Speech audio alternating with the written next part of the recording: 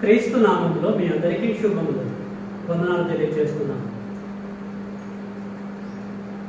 ప్రియమైన దేవుని పిల్లలారా, ఇప్పటి వరకు మనము తండ్రి సన్నిధిలో చేరి 2 భాగాలు జరిగించి కృపగల తండ్రిని మనం పరుచుకున్నాం. ఇప్పుడు 3వ భాగం ద్వారా తండ్రి అయిన దేవుని మనము ఆరాధించుకున్నాం.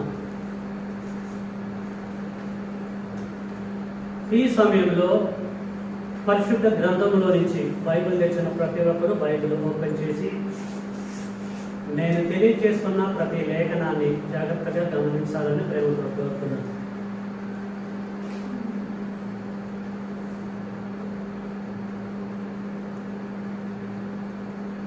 పరిశుద్ధ గ్రంథంలో నుంచి మనం తెలుసుకునే అంశము, నీ పుట్టుక పట్ల దేవుని యొక్క ప్రణాళిక ఏమిటి? మన సబ్జెక్టు నీ పుట్టుక పట్ల దేవుని యొక్క ప్రణాళిక ఏమిటి? మీరు గమనించండి,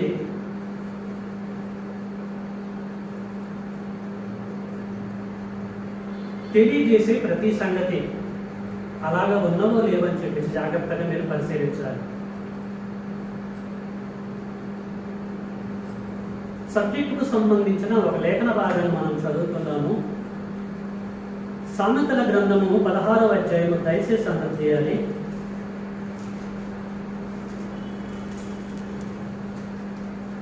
అమ్మ జ్యోతి, మీరు ముందుకు వస్తారా తల్లి? అక్కడ పర్వాలేదు. వెనక కూర్చున్న వాళ్ళు కొంచెం నిద్రపోకుండా జాగ్రత్తగా మీరు వినండి. ఎప్పుడైనా సరే స్కూల్లోనే కానీ ఎక్కడైనా సరే ముందు ఉన్న వాళ్ళు క్లెవర్ స్టూడెంట్స్ అంటారు తెలుసా? బెంచ్ ముందు ఉన్నటువంటి వాళ్ళు చాలా జాగ్రత్తగా వింటారు. జాగ్రత్తగా ముందు ఉండి నేర్చుకోవడానికి, వినడానికి, గ్రహించాలని ప్రయత్నపడుతున్నాను. సామెతల గ్రంథం 16వ అధ్యాయము 4వ వచనం.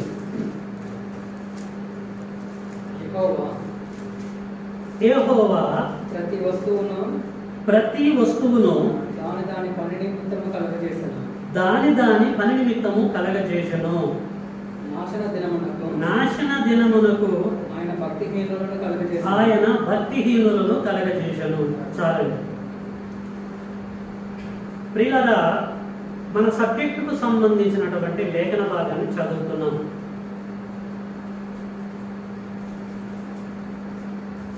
జ్ఞాని అయినటువంటి సొలొమోను గారు సామెతల గ్రంథాన్ని రాశాడు. అనేకమైనటువంటి విషయాలు తెలియచేసి 16:4 అంటున్నాడు, యెహోవా ప్రతి వస్తువును దాని పని నిమిత్తము కలగజేసిండు అంటున్నాడు. ప్రతి వస్తువు అంటే ఆకాశంలో వస్తువులు ఉన్నాయి, ఆకాశ వస్తువులు అంటారు. భూమి మీద వస్తువులు ఉన్నాయి, భూ వస్తువులు అంటారు. సముద్ర గర్భంలో వస్తువులు ఉన్నాయి, సముద్ర వస్తువులు అని అంటారు. వీటన్నిటిని కలగజేసింది ఎవరు? తండ్రి అయిన దేవుడు. ఎందు నిమిత్తం కలగజేశాడు? దాని పని నిమిత్తం కలగజేశాడు. చూద్దాం, అర్థమవుతుంది కదా? రవీందర్ జాగ్రత్త ఫాలో కావాలి. ఫర్ ఎగ్జాంపుల్, ఒక సూర్యుడు ఉన్నాడు అనుకో, దాని యొక్క పని ఏంటి? గాలి ఉందనుకో, దాని యొక్క పని ఏంటి? నీరు ఉందనుకో, పని ఏంటి? మనందరికీ తెలిసిన సంగతులు. పని లేకుండా తండ్రి అయిన దేవుడు కంటికి కనిపించే పదార్థం కానీ, కనిపించకుండా ఉన్న డార్క్ మ్యాటర్, చీకటి పదార్థం కానీ కలగజేయలేదు. ప్రతి దాన్ని దాని పని నిమిత్తం కలగజేశాడు. మరి ఇది వాస్తవమైనప్పుడు దేవుడు నిన్ను నన్ను ఎందుకు పుట్టించాడు? వాటికే పని ఉన్నప్పుడు మన పుట్టుకకు పని ఉండదండి? నీ పుట్టుక పట్ల దేవుడికి ఉన్న ప్రణాళిక ఏంటి? మనం పుట్టాము, పెరిగాము, స్విచ్ ఆఫ్ అయ్యే టయానికి వచ్చాము, అవునా కదా? అసలు నేను ఎందుకు పుట్టాను? నేను ఎందుకు పెరుగుతున్నాను? రేపు ఎందుకు చచ్చిపోవాలి? చనిపోయేదానికి పుట్టడం ఏంటి, పెరగటం ఏంటి? అసలు నా పుట్టుక పట్ల దేవుడికున్న ప్రణాళిక ఏంటని ఎవరైనా ఆలోచిస్తున్నారండి? ఉదయం పూట లేచినది మొదలుకొని రాత్రి పడుకునేంతవరకు ఎవ్వరూ ఆలోచిస్తలేదండి.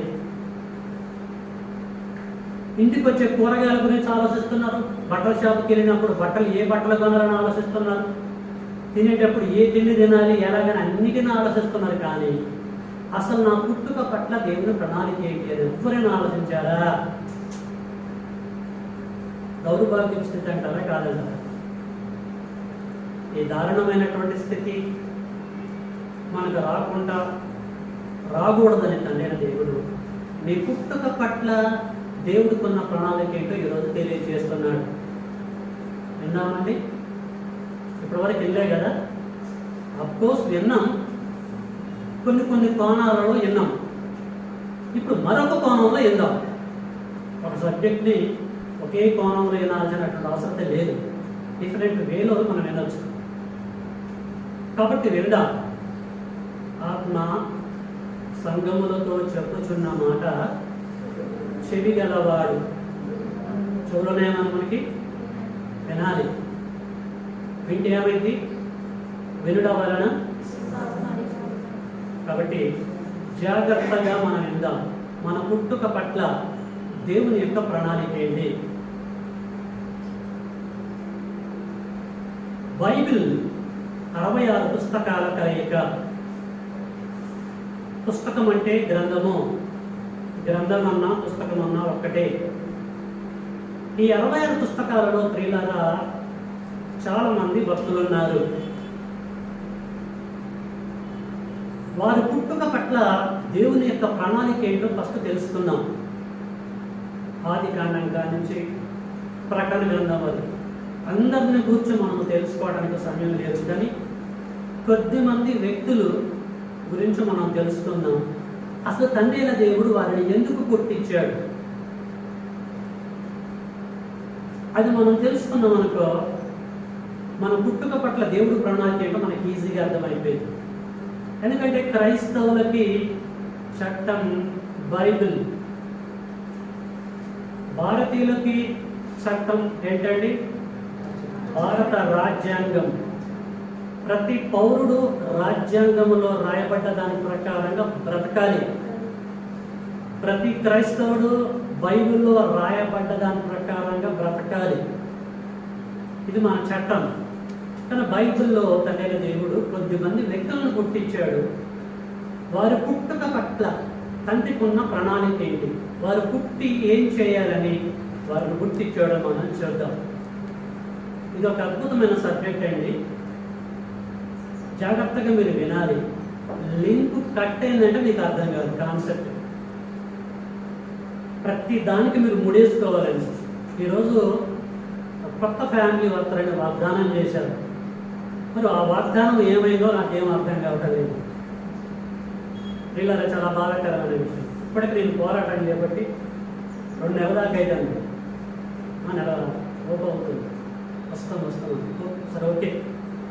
పిలువబడ్డవారు అనేక మంది, ఏర్పాటు చేయబడ్డవారు కొద్ది మంది, అంతే. మనం చేసేది ఏం లేదు. ఓకే, పిల్లల మనిషి జన్మ ఎందుకు జరిగిందో గ్రంథంలో కొద్దిమంది వ్యక్తులు మనం చూద్దాం. మనందరికీ తెలుసు కదా, ఒక ఫ్యామిలీ. ఏం ఫ్యామిలీ అండి? మనోహ ఫ్యామిలీ. సిస్టర్ సమాధానంగా మీకు అర్థమవుతుంది కదండి. మనోహ ఫ్యామిలీ. మనోహ భార్యకి పిల్లలు లేరండి. మనోహ భార్యకి పిల్లలు లేరు. పెళ్ళైంది కానీ చాలా కాలం సంసారం చేస్తారు కానీ పిల్లలు పుట్టలే వారికి. చివరికి వీళ్ళ తండ్రి మహాకృపను బట్టి తండ్రి దేవుడు ఒక గర్భఫలాన్ని దయచేశాడు. ఆయన పేరేం పేరండి? శాంసన్. ఓకే, శాంసన్ గారు పుట్టబోయేటువంటి వ్యక్తిని గురించి దూత తండ్రి ఆజ్ఞలు పొంది ఆ శాంసన్ భార్యకి ఏం చెప్తుందో ఒక్కసారి మనం న్యాయాధిపతుల గ్రంథాన్ని ఓపెన్ చేద్దాం. కొంచెం నేను స్పీడ్గా వెళ్తాను, మీరు ఫాలో కాండి. జ్ఞానవంతులకి ఒక హిందీతో సరిపోయి వెళ్ళిపోతారు. అలాగే నేను కొంచెం స్పీడ్ చేసుకోవడం పోతాను. న్యాయాధిపతుల గ్రంథం 13వ అధ్యాయము 5లో పురుషులు మాత్రమే చదవగలండి, లేకపోతే నేను చదువుతూనే వినండి. న్యాయాధిపతుల గ్రంథం 211వ పేజీ 13వ అధ్యాయము 5వ వచనం. నీవు గర్భవతివై కుమారుణ్ణే కందువు, కుమార్తెను కాదు. అతని తల మీద మంగలి కత్తి వేయకూడదు.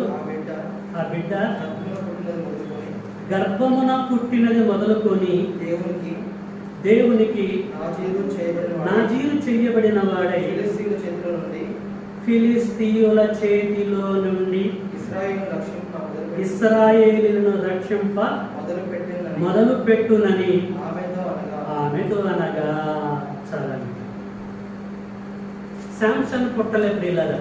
శాంసన్ గారి గురించి మనకు తెలుసు కదా. ఎవరిని ప్రేమించాడు? Very good. డెలీలాని ప్రేమించాడు. ఆ ప్రేమలో తన జీవితాన్ని నాశనం చేసుకున్నాడు. శాంసన్ పుట్టలే గర్భంలో పడ్డాడు. దేవదూత అతను ఎందుకు గర్భంలో పుట్టాడు, బయటకు వచ్చి ఏం చేస్తాడన్న ఇన్ఫర్మేషన్ శాంసన్ తల్లికి ఇక్కడ తెలియజేస్తున్నాడు. ఏంటండి? ఫిలిస్తీయుల చేతిలో నుండి ఇశ్రాయేలీయులను రక్షింప మొదలు పెట్టునని ఆమెతో అన్నాడు. శాంసన్ పుట్టుక పట్ల దేవునికున్న ప్రణాళిక ఏంటి? జాగ్రత్తగా మీరు అర్థం చేసుకోవాలండి. ఆయన పుట్టి ఏం చేయాలి, ఏం చేయాలని చెప్పి తండ్రి దేవుడు పుట్టించాడండి. ఫిలిస్తీయుల చేతిలో నుంచి, ఫిలిస్తీయులు అనేటువంటి వారు కొందరు ఉన్నారు, అన్యులు. వాళ్ళ చేతిలో పడకుండా వాళ్ళ చేతిలో నుండి ఇశ్రాయేలీయులను రక్షింప మొదలు పెడతాడు. ఒక రక్షకుడుగా ఫిలిస్తీయుల చేతిలో పడకుండా ఇశ్రాయేలీయులు మీరు రక్షించడం కొరకు ఒక రక్షకుడుగా ప్రియులారా ఆయన్ని తండ్రి దేవుడు పుట్టిస్తున్నాడు. అర్థమైంది కదండి? ఇక అంతే. ఆయన పుట్టుక పట్ల తండ్రి దేవుడికి ఉన్న ప్రణాళిక ఇది. లాస్ట్కి మన పుట్టుకకి తండ్రికి ఉన్న ప్రణాళిక ఏంటో లింక్ చేసుకోవాలి మీరు. అర్థమైంది కదా? శాంసన్ గురించి కన్ఫర్మ్ అయింది. ఆయన పుట్టాడు, అలాగే బ్రతికాడు, ఇశ్రాయేలును రక్షించాడు, చనిపోయాడు, వెళ్ళిపోయాడు. అయిపోయింది. ఆయన చాప్టర్ క్లోజ్. తర్వాత ప్రియులారా మరొక వ్యక్తిని గురించి మనం పరిశీలిద్దాం. ఆయన ఇర్మియా గారు. ఇర్మియా గ్రంథము 1వ అధ్యాయంలోకి వెళ్దాం. అందరు తీయాలి. ఇర్మియా గ్రంథము 1వ అధ్యాయము 5వ వచనం.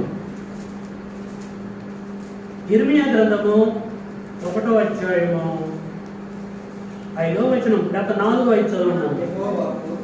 యెహోవా వాక్కు అంటే ఇర్మియా అంటున్నాడు, నాకు ప్రత్యక్షమై ఇలాగ సెలవిచ్చిండు.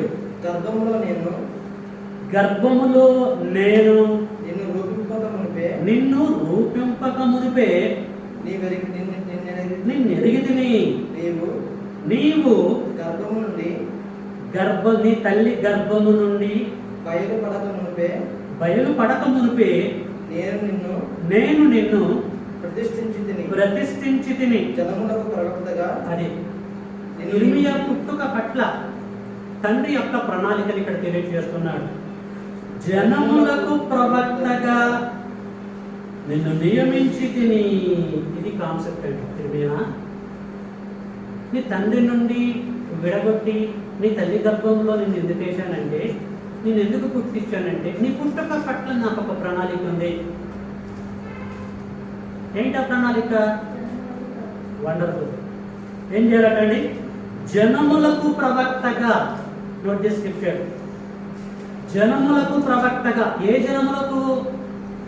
ఇశ్రాయేలు జనాంగములకు ఒక ప్రవక్తగా నిన్ను నియమించి తిని. నేను ఎందుకు పుట్టించానంటే 9 నెలలు తల్లి గర్భంలో ఉండాలి, నువ్వు బయటికి రావాలి. వచ్చి నీ డ్యూటీ ఏంది? నువ్వేం చేయాలంటే జనాలకి ప్రవక్తగా నువ్వు ఉండాలి. What is the meaning of profit లేక ప్రవక్త? ప్రవక్త అంటే అర్థం ఏంటి? ప్రవక్త అంటే ప్రవచించువాడు, సంభవింపబోయే సంగతులను ముందుగానే తెలియచేసేవాడిని ప్రవక్త అంటారు. కాబట్టి ఇర్మియా, నేను ఎందుకు పుట్టించానంటే జనములకు నువ్వు ప్రవక్తగా ఉండటం కొరకు నేను మీ తల్లి గర్భంలో పుట్టించాను అని అంటున్నారు. ఈ సాంసన్ విషయంలో, ఇర్మియా విషయంలో మనకేం అర్థమైందండి? అసలు వాళ్ళు బయటికి రావటానికి ముందే, తల్లి గర్భం నుంచి బయటికి రాకముందే వాళ్ళ పుట్టుకకి ప్రణాళిక ఏంటో తండ్రి దేవుడు దూత ద్వారా ఇక్కడ ఇర్మియా గారు చెబుతున్న దాన్ని బట్టి మనకు అప్పటికి వీళ్ళు పుట్టలే. నేను చాలా జాగ్రత్తగా మీరు ఆలోచించాలి. మన సబ్జెక్ట్ ఏంటి? నీ పుట్టుక పట్ల, నా పుట్టుక పట్ల దేవుని యొక్క ప్రణాళిక ఏంటి? అది తెలుసుకోవడానికి మనము శాంసన్ గారి కానించి పరిశీలించుకుంటూ వస్తాం ఒక సీక్వెన్సీలో. సో ఇర్మియా గారి యొక్క పుట్టుక పట్ల తండ్రికి ఉన్న ప్రణాళిక ఏంటి? జనములకు ప్రవక్తగా ఉండాలి. శాంసన్ పుట్టుక పట్ల ప్రణాళిక ఏంటి? వండర్ఫుల్. ఇశ్రాయేలీయులని ఫిలిష్తీయుల చేతిలో పడకుండా రక్షించాలి. ఆ బాధ్యత ఆయనకు అప్పచెప్పాడు, ఆయన పుట్టించాడు. నెక్స్ట్ ప్రియులారా, మనము కొత్త నిబంధన గ్రంథంలోనికి వద్దాం. బాప్తిసం ఇచ్చేటువంటి యోహాను. యేసుక్రీస్తుల వారికి బాప్తిసం ఎవరు ఇచ్చారండి? బాప్తిసం ఇచ్చినటువంటి యోహాను. యోహాను గారి యొక్క పుట్టుక పట్ల తండ్రికి ఉన్నటువంటి ప్రణాళిక ఏంటి మనం చూసుకుందాం. లూకా సువార్త 1వ అధ్యాయము, దయచేసి అందరూ బైబిల్ తీయాలి. బైబిల్ తెచ్చినటువంటి ప్రతి ఒక్కరు 1వ అధ్యాయము 14వ వచనం. అతడు లూకా సువార్త 1వ అధ్యాయము 14వ వచనం. అతడు ప్రభువు దృష్టికి గొప్పవాడై ద్రాక్షారసమైనను మద్యమైనను త్రాగక తన తల్లి గర్భమున పుట్టినది మొదలుకొని పరిశుద్ధాత్మతో నిండుకొనిన వాడై ఇశ్రాయేలీయులలో అనేకులను ప్రభువైన వారి దేవుని వైపునకు. ఎవరి గురించి చెప్తున్నాడు ఇక్కడ? ఈ బాప్తిసం ఇచ్చేటువంటి యోహాను గారు ఎవరికి పుట్టాడండి? జకర్య గారికి, ఎలిజబెత్ అమ్మకి. వాళ్ళకి పిల్లలు లేరండి. మనోహర్ దంపతుల వలె పిల్లలు లేరు. లేక కృపగలిగిన తండ్రి యోహాను గారిని గర్భఫలంగా దయచేస్తూ ఇక్కడ తెలియచేస్తున్నాడు. యోహాను గారి యొక్క పుట్టుక పట్ల తండ్రికి ఉన్న ప్రణాళిక ఏంటట? ఇశ్రాయేలీయులలో అనేకులను ప్రభువైన వారి దేవుని వైపుకు తిప్పాలి. అది ఆయన పుట్టుక. అది పక్కకు పెట్టేసి ఎంజాయ్ చేయడానికి ఆయన పుట్టలే. ఇంకా సొంత కార్యక్రమాలు చేసుకున్నటకు యోహాను గారు పుట్టలే. ఇశ్రాయేలీయులను అనేకులైన ఇశ్రాయేలు ప్రభువైన దేవుని వైపుకు తిప్పాలి. అది ఆయన కాన్సెప్ట్. అందుకొరకు ప్రియులారా, తండ్రైన దేవుడు బాప్తిసం ఇచ్చేటువంటి యోహాను యొక్క పుట్టుకను పుట్టించాడు తల్లి గర్భంలో. ఇప్పటివరకు ఎంతమంది చూసాం మనం?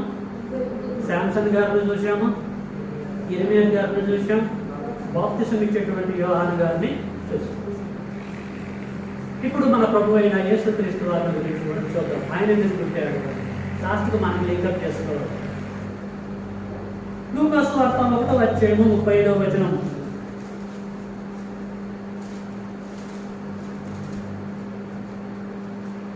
ముప్పై 33వ వచనం కానించి క్షమించండి, 31 కానీ చదువుకుందాం. ఇదిగో నీవు గర్భము ధరించి అంటే అప్పటికి పిల్లలు పట్ల ఆమెకి జస్ట్ ఏం జరిగిందండి? ప్రదానం చేయబడ్డది. ఎవరితోటి? ఒకరిని తీసుకెళ్ళి ఒక గంట కాకండి. యేషుకు అది పిల్లలు ఇక్కడ ఏమంటున్నాడు? 31, ఇదిగో నీవు గర్భము ధరించి, అంటే మరియమ్మతో అంటాడు దేవదూత, నీవు గర్భాన్ని ధరించి కుమారుని కని ఆయనకు యేసు అని పేరు పెట్టుదువు. యేసు గొప్పవాడై సర్వోన్నతుని కుమారుడు అనబడును. ప్రభువైనటువంటి దేవుడు ఆయన తండ్రి అయిన దావీదు సింహాసనమును ఆయనకిచ్చును. ఆయన 33 అండర్లైన్ చేసుకోవాలి. ఆయన అంటే యేసుక్రీస్తు వారు యాకోబు వంశస్థులను అంటే ఇశ్రాయేలీయులను యుగ యుగములు ఏలును. ఆయన రాజ్యము అంతము లేనిదై యుండునని మరియతో చెప్పెను.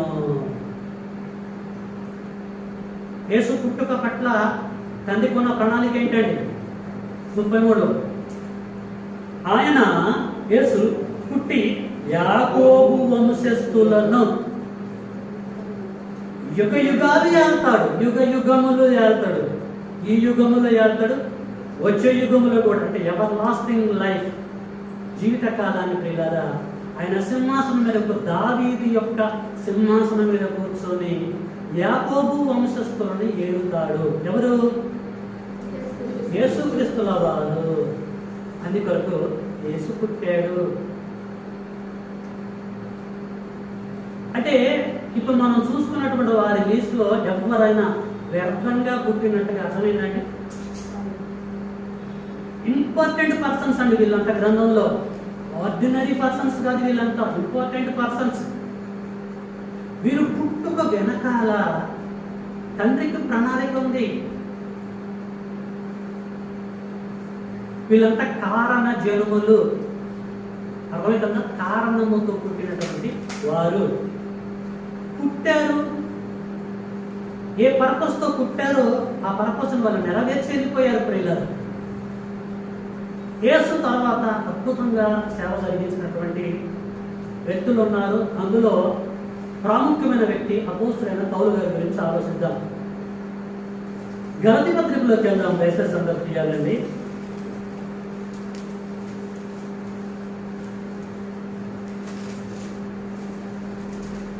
ఒకటో అధ్యాయం. అదే పౌలు గారు అంటాడు, గలతీ పత్రిక 1వ అధ్యాయము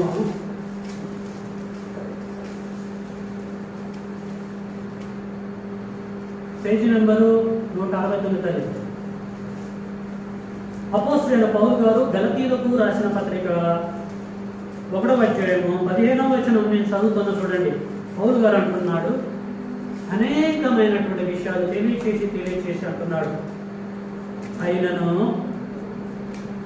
తల్లి గర్భము నందు పడినది మొదలుకొని, ఇక్కడ కూడా మన గర్భం కాన్సెప్ట్ అవుతుంది. అయినను తల్లి గర్భము నందు పడినది మొదలుకొని నన్ను ప్రత్యేకపరిచి తన కృప చేత నన్ను పిలిచిన దేవుడు ఎందుకు పిలిచిండంటే, నేను అన్యజనులలో తన కుమారుణ్ణి అంటే యేసుక్రీస్తు వారిని ప్రకటింపవలనని ఆయనను నాయందు బయలుపరచను అనుగ్రహించినప్పుడు మనుష్య కుమారులతో నేను సంప్రదింపలేదు. ఏంటంటే ఏం చెప్తున్నాడు? అసలు ఎందుకు పుట్టాడట ఆయన? అన్యజనులలో తన కుమారుణ్ణి ప్రకటింపాలి, అన్యజనాంగంలోనికి వెళ్ళిపోవాలి. ఎందుకు వెళ్ళిపోవాలంటే దేవుని యొక్క కుమారుడైన క్రీస్తుని నేను ప్రకటించాలి. అందుకొరకే నా పుట్టుక జరిగింది. మరి ప్రకటించిండా పౌలు గారు? రోమా పత్రికలోకి వెళ్దాం. రోమిలకు రాసిన పత్రిక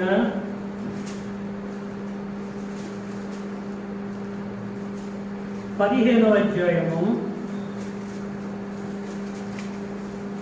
18వ వచనం నుంచి. రోమపత్రిక 15వ అధ్యాయము 18వ వచనం. ఏలయనగా అన్యజనులు విధేయులగునట్లు వాక్యము చేతను, క్రియ చేతను, గురుతుల బలము చేతను, మహత్కార్యముల బలము చేతను, పరిశుద్ధాత్మ బలము చేతను క్రీస్తు నా ద్వారా చేయించిన వాటిని గూర్చి గాని మరి దేని గూర్చి మాట్లాడతగింపను. కాబట్టి యెరూషలేము మొదలుకొని చుట్టుపట్లనున్న ప్రదేశముల యందు ఇల్లూరికి ప్రాంతము వరకు క్రీస్తు సువార్తను పూర్ణముగా ప్రకటించి ఉన్నాను. ఆస్టెన్స్ నేనైతే మరి ఒకని పునాది మీద కట్టకుండా నిమిత్తం ఆయనను గూర్చిన సమాచారం ఎవరికి తెలియబడలేదో వారు చూతురనియో వినని వారు గ్రహింతురనియో రాయబడిన ప్రకారము క్రీస్తు నామమెరగని చోట్లను సువార్తను ప్రకటింపవలనని మిక్కిలి ఆశ గలవాడనై యుండి అలాగున ప్రకటించి తిని. ఏ ఉద్దేశంతో ప్రియులారా పౌలు గారు పుట్టాడో ఆ ఉద్దేశం నెరవేర్చలేదు. ప్రియమైన దేవుని బిడ్డలారా, బైబిల్ గ్రంథములో ప్రముఖుల యొక్క పుట్టుక వెనకాల దేవుడుకున్న అద్భుతమైనటువంటి ప్రణాళిక ఏంటో గ్రంథములో రాయబడ్డ సంగతులు మీకు నేను తెలియజేశాను, మీ హృదయాలలో ఇంజెక్ట్ చేశాను. శాంసన్ గారు ఎందుకు పుట్టాడండి? ఏమండి, ఫిలిష్తీయుల చేతిలో నుండి పడకుండా ఇశ్రాయేలుని రక్షించాలి. Very good. ఇర్మియా గారు ఎందుకు పుట్టాడు? జనములకు ప్రవక్తగా ఉండుట కొరకు, ఇశ్రాయేలు జనాంగానికి ఒక ప్రవక్తగా ఉండుట కొరకు ప్రియులగా ఇర్మియా గారు పుట్టాడు. ఆ తర్వాత బాప్తిసం ఇచ్చేటువంటి యోహాను గారు ఇశ్రాయేలీలలో అనేకులను ప్రభు అయినటువంటి దేవుడు వైపు తిప్పుట కొరకు ఆయన పుట్టాడు. మరి యేసుక్రీస్తు వారి పరిస్థితి ఏంటి? యేసుక్రీస్తు వారి యొక్క పుట్టుక పట్ల తండ్రికున్న ప్రణాళిక ఏంటి? యాకోబు వంశస్థులని దావీదు సింహాసనం మీద కూర్చొని యుగములు పరిపాలించాలని ఆయన పుట్టుక వెనకాల తండ్రికున్న ప్రణాళిక. నెక్స్ట్ అపోస్తలుడైనటువంటి పౌలు గారి గురించి ఏం తెలుసుకున్నాం మనము? ఎక్కడ అన్య జనాంగాలలో, అన్యుల మధ్యలలో దేవుని కుమారుడైన క్రీస్తుని ప్రకటించుట కొరకు ప్రియులరా ఆయన పుట్టాడు. పుట్టినటువంటి పర్పస్ ప్రకారంగా వాళ్ళు జీవించలేదండి? ఏ ఉద్దేశంతో తండ్రిన దేవుడు పుట్టించాడు ఆ ఉద్దేశం నెరవేర్చలేదు. నెరవేర్చు వారందరూ కూడా వెళ్ళిపోయారు. రైట్. ఇప్పుడు చర్చి బిల్డింగ్ లో ఉన్నటువంటి మన గురించి ఆలోచిద్దాం. మనం కూడా పుట్టాము,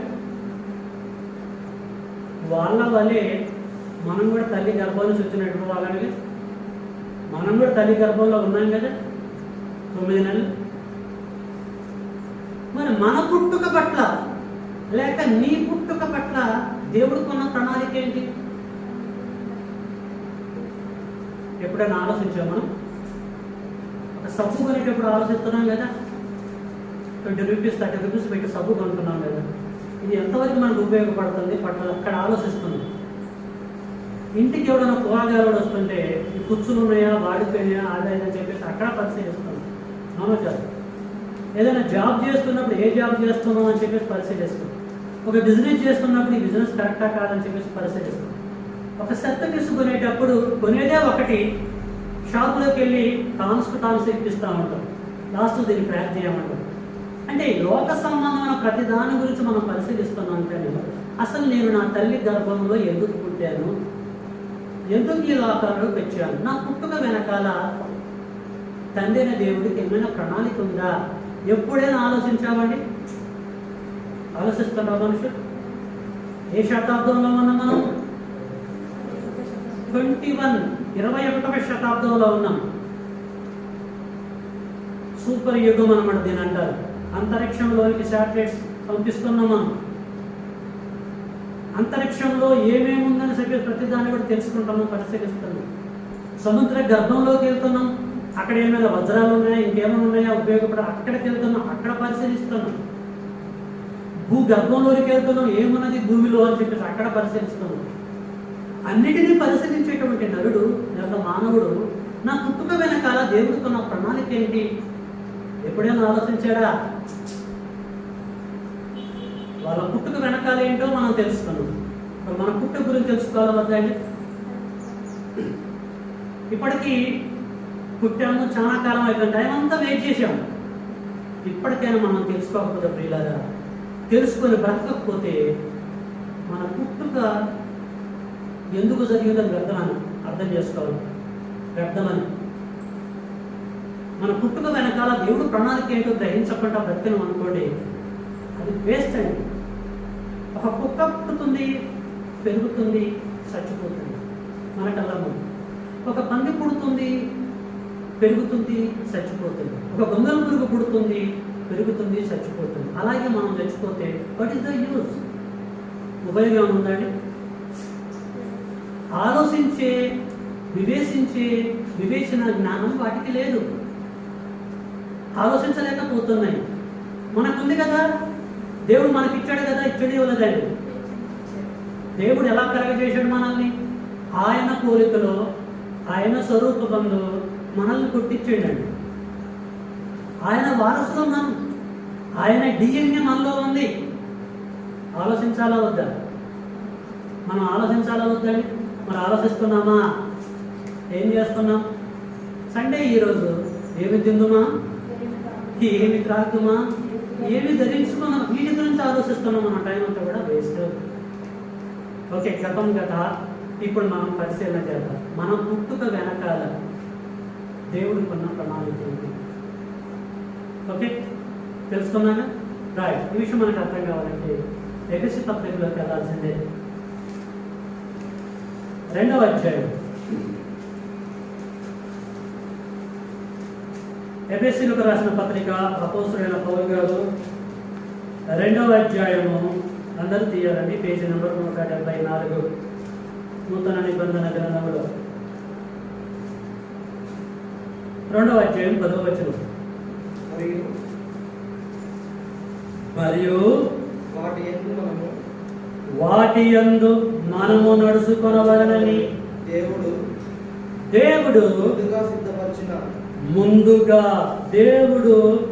ముందుగా సిద్ధపరిచిన సత్క్రియలు చేయుటకై మనము క్రీస్తు యేసునందు సృష్టింపబడిన వారమై ఆయన చేసిన పని అయి ఉన్నాము. నువ్వు పడుకో తల్లి, పర్లేదు అమ్మ, రెస్ట్ తీసుకో.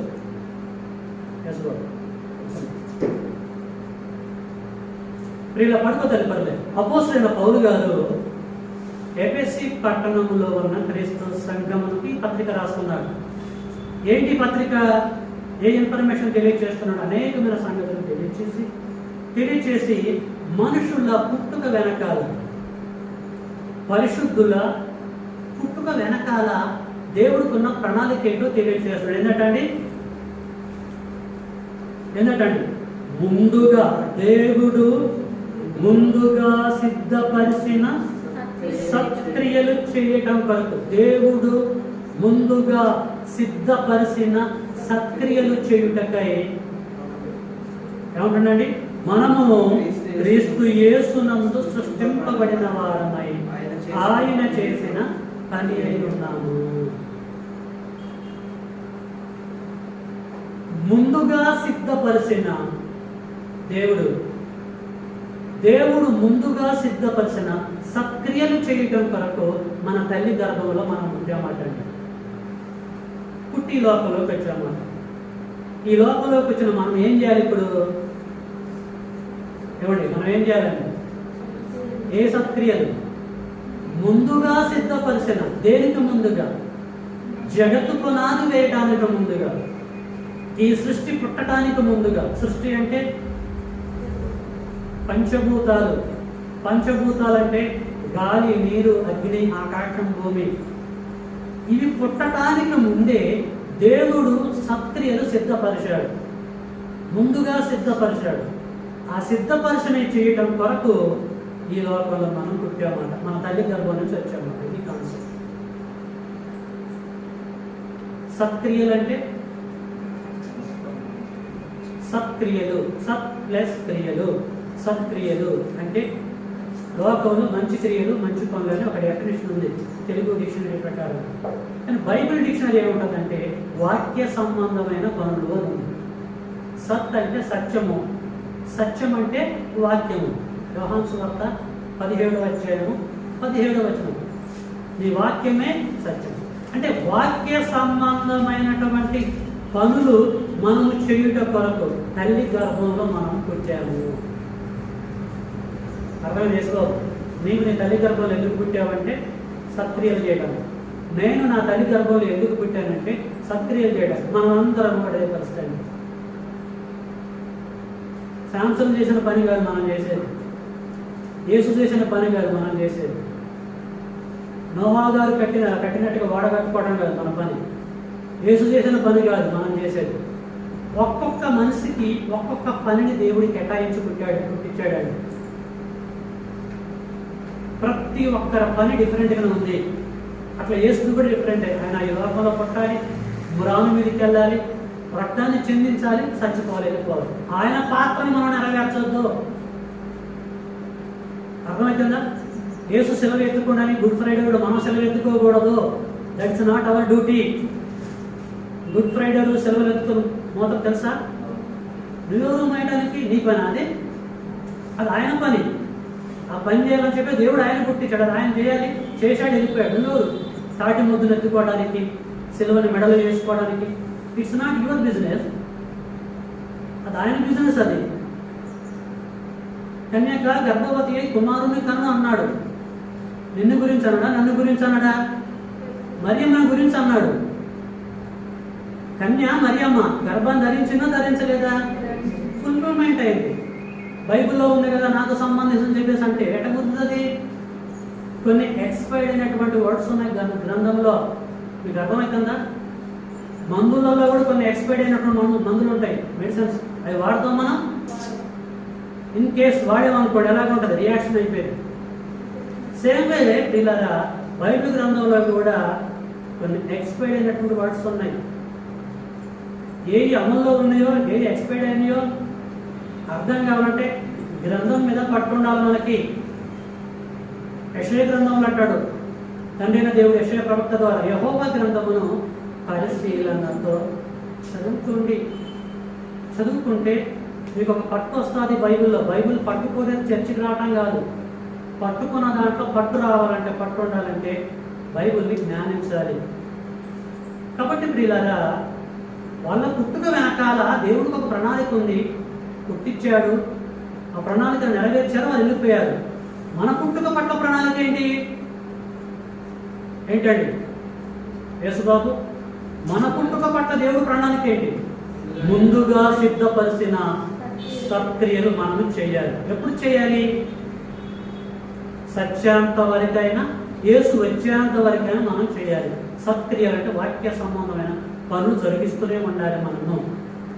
అందుకొరకు ఆ నమ్మకంతో, ఆ కోటి ఆశలతోటి తండ్రి దేవుడు మన తండ్రి నుండి మన తల్లి గర్భంలో వరకు మనకు ప్రవేశపెట్టాడు. ఇది మన పుట్టుక వెనకాల తండ్రి కొన్న ప్రణాళిక. ఇది మనం పక్కకు పెట్టేసి ఈ లోపల పుట్టి ఎంజాయ్ చేస్తూ ఉంటాము. నానా రకాల కార్యక్రమాలు మనం చేసుకుంటూ బ్రతుకుతూ చనిపోయే రేపు పాత్ర లోకానికి మనము వెళ్ళిపోతూ ఉంటాము. అలాంటి దౌర్భాగ్య స్థితి మనకు రాకూడదని మన పుట్టుక వెనకాల తండ్రికి ఉన్న ప్రణాళిక ఏంటో ఈరోజు మన మనోనేత్రాలు వెలిగిస్తున్నాడు తెలియచేసి. ఈరోజు మనుషులు పరిస్థితి ఎలాగుందంటే, లేచినది మొదలుకొని, బెడ్ మీదకి వెళ్ళి లేచినది మొదలుకొని మళ్ళీ రాత్రి బెడ్ ఎక్కేంత వరకు ఎవరి కార్యక్రమాలు చేస్తున్నారండి? ఎవరి కార్యక్రమాలు చేస్తున్నారు? ఇందును గురించి లేఖనం ఏమంటుంది? ఫిలిప్పీ పత్రికలోకి వెళ్దాము. ఫిలిప్పీయులకు రాసిన పత్రిక అపోస్తుడైన పౌలు గారు 2వ అధ్యాయము 21వ వచనం. అందరూ ఫిలిప్పీ పత్రిక 2వ అధ్యాయము 21, పేజీ నంబర్ 179 గలే 21. అందరూ అందరూ అని ఉందా? అందులో కొందరు అని ఉందండి. అందరూ, ఇందులో ఏ భేదం లేదు. అందరూ తమ సొంత కార్యములనే తమ సొంత కార్యములనే చూసుకొనుచున్నారు కానీ చూశారండి, అందరూ సొంత కార్యక్రమాలనే చూసుకొనుచున్నారు. ఎప్పటి నుంచి? ఫ్రమ్ ద బిగినింగ్, ప్రారంభం నుంచి, పుట్టినది మొదలుకొని ఇప్పటి వరకు సొంత కార్యక్రమాలు అంటున్నాడు. ఇంగ్లీష్లో పర్సనల్ వర్క్స్. ఏమండి, నేను ఏమన్నా ఇప్పుడు రాసి సార్ నా బైబుల్ అయితే రాసుకున్నాను అనుకుంటాను. మీ బైబుల్ అలాగే ఉందండి? ఎలాగుంది? నా బైబుల్ ఎలాగుందో మీ బైబుల్ కూడా అలాగుంది కదా. ఏమనుంది? అందరూ సొంత కార్యములనే చూసుకొనుచున్నారు కానీ యేసుక్రీస్తు కార్యములను చూడరు. రిజల్ట్ ఏంటండి? ముందుగా సిద్ధపరిచిన సత్క్రియలు చేయవలసినటువంటి మనం వాటిని మినిమైజ్ చేసేసి, వాటికి జిప్పేసేసి పక్కకు పెట్టి ఏం చేస్తున్నామంట?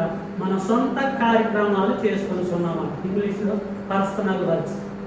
ఈ మాట నమ్మొచ్చా మనం? ఈరోజు లోకం పరిస్థితి అలాగే ఉందండి. దేవుడి కార్యాలు చేస్తున్నారా? సొంత కార్యాలు చేస్తున్నారా? లోకం సంగతి వాట్ ఎప్పుడు మరి క్రిస్టియన్స్ పరిస్థితి, క్రైస్తవ పరిస్థితి, వీరేమన్నా దేవుడి కార్యం చేస్తున్నారా? లేసును మొదలుకొని పుట్టినటువంటి పర్పస్ ప్రకారంగా జీవిస్తున్న దేవుడు కూడా సొంత కార్యక్రమాలు చేసుకొని. ఇప్పుడు ఖమ్మం బజార్కి వెళ్ళామనుకోండి, మనకు తెలిసిన వ్యక్తి కనపడతాడు. ఇప్పుడు ప్రశాంతంగా ఒక 50 రోజులు మాట్లాడాడు మనతోటి. ఖమ్మం బజార్లో సాయంత్రం పూట 6 గంటలప్పుడు మనకు తెలిసిన వ్యక్తి కనపడతాడు. మనోడు కాదని చెప్పేసి మనం నిలబడి మాట్లాడుతున్నాం అనుకోండి, వాడు మనకు టైం ఇస్తారా? ఏమంటాడు? బ్రదర్ ఇప్పుడు నేను బిజీ అయ్యి అంటాడు. తర్వాత మాట్లాడదాం, తర్వాత వెళ్తాం, ఏదంటే అక్కడ మాట్లాడుతున్నాం అంటాడు. బిజీ బిజీ బిజీ అంటాడు. ఎవరికి బిజీ? ఎవరి విషయంలో బిజీ అండి? దేవుడి విషయంలో బిజీయా? సొంత విషయంలో బిజీయా? ఈ లేఖన నమ్మొచ్చా? నమ్మకూడదు. కాబట్టి ఇప్పుడు అందరూ తమ సొంత కార్యములనే చూసుకొనిస్తున్నారు కానీ యేసుక్రీస్తు కార్యములనే కానీ యెహోవా దేవుడి కార్యములు కానీ ఎవరు చేయటం లేదు, ఆ ప్రకారంగా జీవిస్తలేదు అని అంటున్నారు. మన తల్లి గర్భంలో తల్లి అయినటువంటి దేవుడు పుట్టించుటలో ఉపయోగం ఏమన్నా? ఎందుకు పుట్టించాలి అలాంటప్పుడు మనల్ని? మీకు అర్థమైన పాయింట్. శాంసన్ను పుట్టించిండు దేవుడు, పుట్టించిన ప్రకారంగా బ్రతికిండు ఆయన. ఇరిమేద తండ్రిన దేవుడు పుట్టించాడు, ఆ ప్రకారం ఇరిమియా బ్రతికిండు. యోహాను గారు పుట్టాడు, ఆ ప్రకారంగా దేవుడు చిత్త ప్రకారంగా జరిగించి వెళ్ళిపోయాడు. యేసుక్రీస్తు వారు కూడా పుట్టాడు, దేవుడి చిత్తాన్ని నెరవేర్చి వెళ్ళిపోయాడు. ఆ తర్వాత పౌలు గారు పరిస్థితి కూడా మనం చూసాం. మరి వారందరూ కూడా దేవుడి యొక్క చిత్తాన్ని నెరవేర్చి వెళ్ళిపోగలిగినప్పుడు మరి మనమేంది? మన చిత్తాన్ని నెరవేర్చుకుంటున్నాం. అలాంటప్పుడు తండ్రిన దేవుడు ఎందుకు పుట్టించాలి మనల్ని? మీకు అర్థమైందండి పాయింట్. ఇప్పుడు నాకు ఎన్ని సంవత్సరాలు అనుకుంటారు మీరు? చెప్పుకోండి. నాకు 49 క్రాస్ అయిపోయి 50లో 50 రన్ అవుతుంది, 49 క్రాస్ అయిపోయింది. నేను ఈ సత్యాన్ని ఎప్పుడు తెలుసుకున్నా తెలుసా? నా 18వ సంవత్సరం, 18 ఇయర్స్ అప్పుడు. నా 18వ సంవత్సరం నుంచి ప్రియులారా నేను దేవుడిని అంటి పెట్టుకొని ఉంటున్నా, దేవుడు పనిని జరిగిస్తున్నాను. మీకు తెలుసో తెలియదు, కుడికి కానీ ఎడముకు కానీ నేను తిరగడం. ఎందుకంటే కాన్సెప్ట్ నాకు తెలుసు, గ్రంథంలో సూపర్ థియరీ నాకు తెలుసు, ట్రాక్ దిగితే నెక్స్ట్ ఏంటో నాకు తెలుసు. ప్రియులారా ఏ ఉద్దేశంతో పుట్టించాడో ఆ ఉద్దేశానుసారంగా మనం జీవించి చనిపోతే ఆ పరలోకం మనకు దక్కిద్దండి. ఈ అద్భుతమైనటువంటి సూపర్ థియరీ చాలా మందికి తెలియక దేవుడు అంటే నిర్లక్ష్యం, దేవుడు సన్నిధి అంటే నిర్లక్ష్యం, దేవుని పని అంటే నిర్లక్ష్యం, ప్రార్థన చేసుకోవడం అంటే నిర్లక్ష్యం, బైబిల్ని చదవడం అంటే నిర్లక్ష్యం, బైబిల్ పట్టుకొని కూడా బైబిల్ చర్చిగా చాలా మంది తెలుసా. క్రైస్తవుడని కూడా చెప్పుకోరండి, సిగ్గుపడుతూ ఉంటారు. అపోస్తుడైన పౌలు గారు ఏమన్నాడు? I'm not ashamed of the gospel అన్నాడు. అంటే సువార్తను గూర్చి సిగ్గుపడేవాడు నేను కాదు. తప్పని చేస్తే సిగ్గుపడాలి, దొంగతనం చేస్తే సిగ్గుపడాలి, ఇంకేదో లోకత్వాన్ని చేస్తే సిగ్గుపడాలి. దేవుని పిల్లలుగా పిలువబడుతున్నప్పుడు, దేవుడి చిత్తాన్ని నెరవేరుస్తున్నప్పుడు ఎందుకు సిగ్గుపడాలని? పిల్లగా మనం అందరం కూడా కారణ జన్మలో ఉండి ఏమండి, దేవునికి ఎప్పుడైనా అప్లికేషన్ పెట్టుకుంటే మనం పుట్టామా? అసలు మన ప్రమేయం ఉందండి? ఒక బిజినెస్ చేయాలంటే ప్రయత్నం చేస్తాం, ఒక ఉద్యోగం చేయాలంటే అప్లికేషన్ పెట్టడం ఎంతో కష్టపడతాం. కానీ మనం పుట్టడం కొరకు అప్లికేషన్ పెట్టుకున్నామా? మనకు తెలియకుండా మనం పుట్టాము. మనమంతా కారణ జన్మలో. ఈ లోకం శాశ్వతమైనది కాదు. అడక్క జరిగే భిక్షగాడి కానించి అమెరికా అధ్యక్షుడు వరకు ఈ లోకాన్ని వదిలిపెట్టి వెళ్ళిపోవాల్సిన వారు కొంతకాలమే. మీకు అర్థమవుతుందా? ఈ లోకంలో మన జీవన శైలి కొంతకాలమే ప్రియులారు. మన టైం అయిపోగానే వెళ్ళిపోతాం. ఎక్కడ పడతాం? జీవం కలిగిన దేవుడి చేతిలో పడతాం. జీవం కలిగిన దేవుడి చేతిలో పడితే ఎంజాయ్ బహు భయంకరమని ఘోరంగా ఉంటుంది పరిస్థితి. అలాంటి పరిస్థితి మనకు రాకుండా ఉండాలంటే ఈ దేహంలో మనము సజీవులుగా ఉన్నంతవరకు ముందుగా సిద్ధపరిచిన సత్క్రియలు మనము జరిగిద్దాము. సత్క్రియలంటే వాక్య సంబంధమైన పనులు మనము జరిగిద్దాం. అది సమయమందును అసమయమందును మనము జరిగించి మనము చనిపోయిన తర్వాత పరదేశికి వెళ్ళి యేసు రెండవ రాకడను వెంబడించి పరలోకానికి వెళ్ళి అక్కడ యుగాలు మనం ఉందాం. మన ఊరెక్కడండి? మన ఊరెక్కడ అనుకుంటున్నారు మీరు? పరలోకం. పరదేశి లెక్క అమెరికా మనకి పరదేశి, అంతే కదా? శ్రీలంక మనకి పరదేశి. సేమ్ వే మన దేశం కూడా పరలోకం. పరలోకం అంటే మరో లోకం. ఆ లోకం నుంచి ఈ లోకానికి వచ్చాం మనం. తెలుసా ఆ విషయం? తండ్రిని ఆరాధించడానికి మీ గృహాలలో నుంచి ఇక్కడికి ఎలాగ వచ్చారో, అయిపోయిన తర్వాత ఎలాగ వెళ్తారో, అలాగే ఆ లోకం నుంచి ఈ లోకానికి వచ్చాం. తండ్రి యొక్క ప్రణాళిక ప్రకారంగా ఇక్కడ పని అయిపోయింది అనుకోండి, ఉండవు ఇక్కడ మనం. అందరు వెళ్ళిపోతున్నారు, కొంచెం వెనక ఉంది అంతే. సీరియల్ ప్రకారంగా ఖచ్చితంగా వెళ్ళాల్సిన వాళ్ళు. వెళ్ళే సీరియల్లో మన నెంబర్ ఉందనుకోండి, ఏంటి పరిస్థితి? వెళ్ళిపోతే. కాబట్టి పిల్లలు, ఈ దేహంలో మన ఆయుష్ ఉన్న టైములని దీపం ఉండగానే ఇల్లు సక్కర పెట్టుకుందాం. కృప కలిగిన తండ్రిని మనము మహిమపరుచుకుందాం. ఓకేనండి? బైబిల్ గ్రంథంలో మహానుభావుల యొక్క పుట్టుక వెనకాల ప్రణాళిక ఏంటో తెలుసుకున్నాం. మన పుట్టుక వెనకాల ప్రణాళిక ఏంటో మనం తెలుసుకున్నటువంటి మనం ఏం చేయాలండి? తెలుసుకున్న దాని ప్రకారంగా బ్రతుకుదాం. నశించిపోతున్న అనేక మందిని బ్రతికింపజేద్దాం. ఓకేనండి? దేవుడు మనలందరినీ దీవించి తన కృపలో జ్ఞాపకం చేసుకున్నాడు. అందరికీ వందనాలు.